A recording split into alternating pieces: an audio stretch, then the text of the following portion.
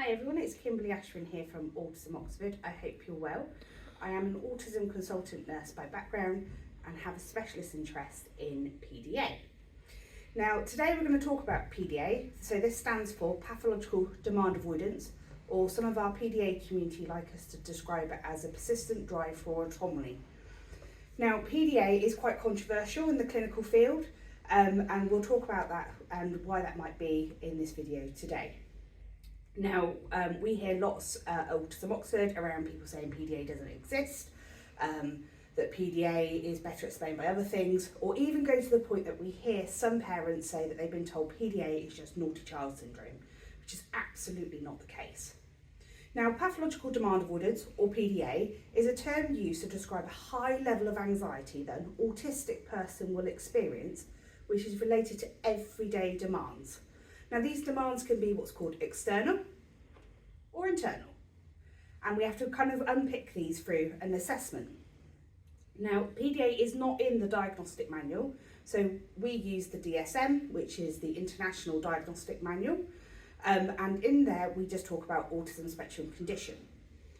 However, other guidance such as NICE, National Institute of Care and Excellence, tell us that actually we should look at the autistic profile.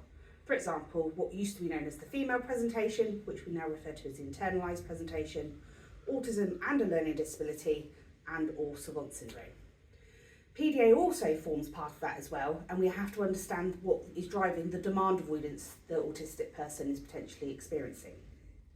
Now, really helpfully, the PDA Society developed the assessing and identifying the PDA guidance for clinicians to follow. Now this guidance is really thorough. It gives us lots of evidence base to why we should be looking at the PDA profile, but it also tells us as clinicians what we need to look out for and also what tools we need to be using. Now thinking about, as a parent of an autistic PDA myself, thinking about how you approach service or know whether they're a PDA friendly service can be a really hard challenge, because I'm sure no doubt you've already experienced that comments like I've already said about naughty child syndrome, or we don't see it here, particularly if a child is fawning at school, so this over compliance. You may be feeling a bit battered as a parent. As an autistic adult, particularly when you're experiencing or thinking about this profile for yourself, you may also have other co-occurring diagnoses such as EUPD, so emotional unstable personality disorder. Particularly in autistic women, this is often misdiagnosed when we think about autism and either the internalised presentation or autism and the PDA profile. Now, here at Autism Oxford, we are PDA friendly, mainly from my own lived experience, but also from the clinical expertise. So as I mentioned at the beginning of this video, there is lots of evidence base which is quite controversial. So there's evidence base for PDA profile, and there's an evidence base for against the PDA profile. Now, the evidence base against the PDA profile talks about PDA being better explained by diagnoses that are in that diagnostic manual. For example, ODD, which is oppositional defiance disorder. Sometimes that can be misconstrued as naughty child syndrome, so going back to that kind of horrible, very negative term. But actually it doesn't explain everything, and we'll explain why in a minute when we go through the key characteristics of PDA. Now, there's also some evidence base that says that actually PDA doesn't go into adulthood, which is absolutely not true. That's more due to the lack of evidence base that we have to support that, because our understanding of PDA is still quite relatively new in terms of that terminology, albeit we've been describing PDA now since 1960s. So it's not new, but actually our understanding of it is very new and kind of evolving as we go through practice. Now, the PDA Society guidance really helpfully tells us what the key characteristics of PDA are. So for example, we're looking at anxiety that's driven by everyday demands. Everyday demands, the external ones we talked about earlier, these could be things like getting dressed, getting out of bed, going to school or going to work. It could be having a relationship or interacting with someone. And even if I'm wanting to do these things, it doesn't override the innate anxiety that I experience around that. So we can see some self-sabotage behaviours here. So actually, even though I really like it and I want to do it, I'm going to make it not work and not go well. We can see some avoidance or deflection strategies being used. So in a minute, in a second, I can't do that for X, Y, and Z. So you can see lots of other quite sophisticated avoidance strategies being used. The one that can be really interesting is also the use of humour to help distract and deflect from those all everyday demands. So actually if I use humour or a joke or distract you with something else, actually then I can avoid doing the demand. Now we also have the internal demands which are around everyday life, and these will be things related often to our physiological senses. So things like eating, drinking, going to the toilet. So we can see some behaviours which will be described as potentially holding of my faeces, for example. We can see some urinary incontinence occur because actually going to the toilet is too difficult, or actually me picking up this physiological symptom can be too significant. It can also be related to our emotions and how we experience our emotional responses. Now this is to do with our interoception sensory system and also part of the brain that is responsible for our executive functioning. Now, managing emotions are pretty intense, and simply the same, we all strive, or we want our children and we want for ourselves, is to be happy. Now, happy is quite an intense emotion. It's very close in terms of the physiological feelings and sensations to anxiety, but actually it can be a lot more intense sometimes than the other emotions that we can experience. So you may see some self-sabotage behaviours to get out of feeling happy because actually this feels unusual, and particularly for a lot of our autistic PDAs, this would be quite an alien emotion.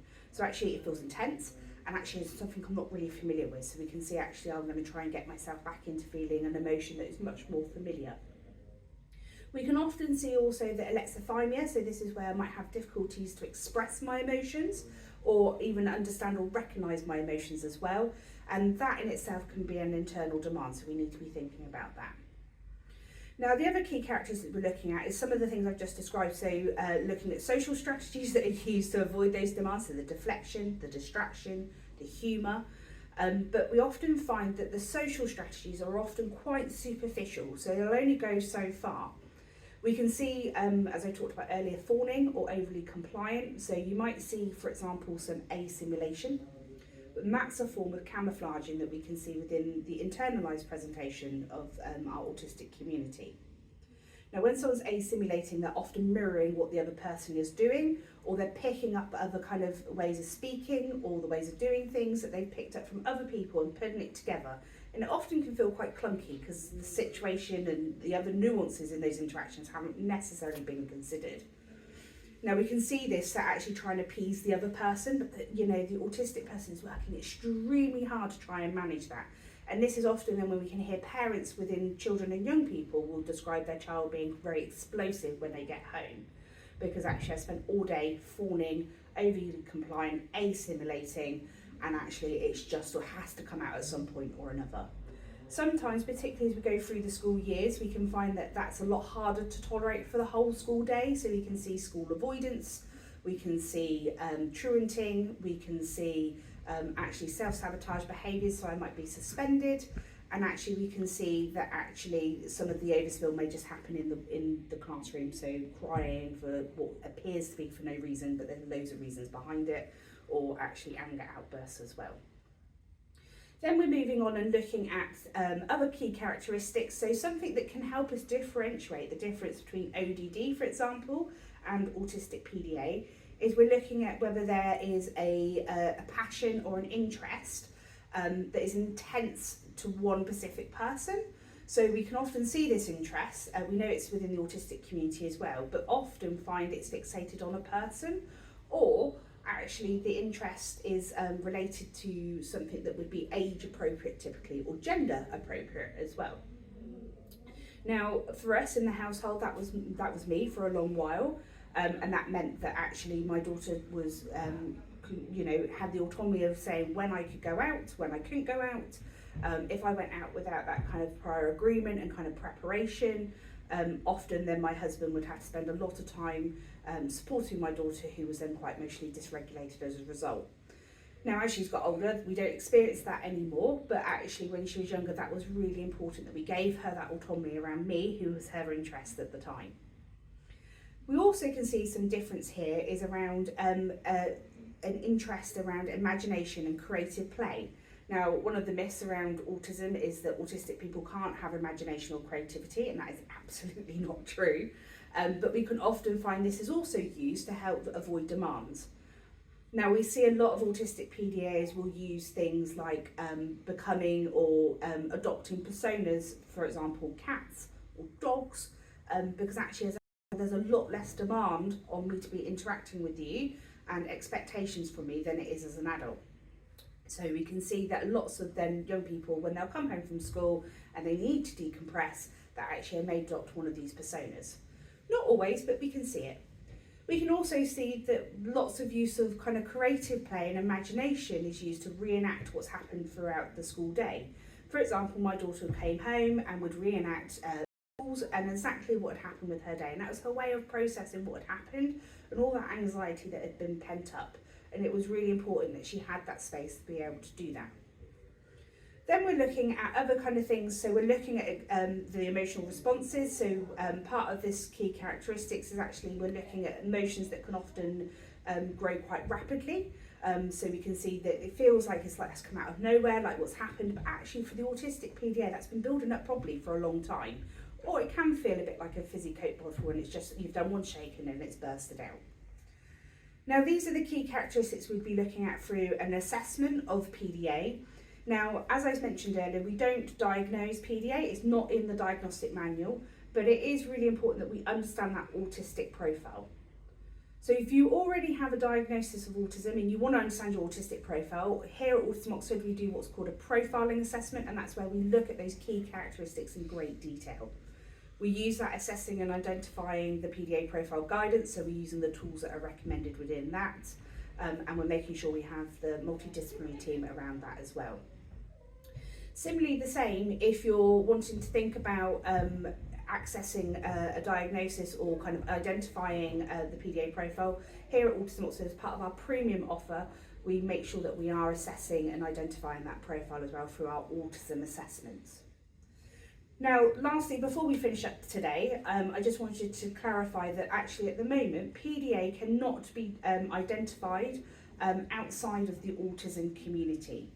Now, some people, particularly in the ADHD community, will really relate to PDA, and that's absolutely fine. We can see some of the ADHD characteristics being utilised as a PDA strategy. For example, feeling quite hyper and bouncing around, fidgeting, can help with that level of anxiety, and also can be a fantastic distraction technique sometimes as well. So we have to think about this really carefully when we're assessing someone who has co-occurring ADHD anyway.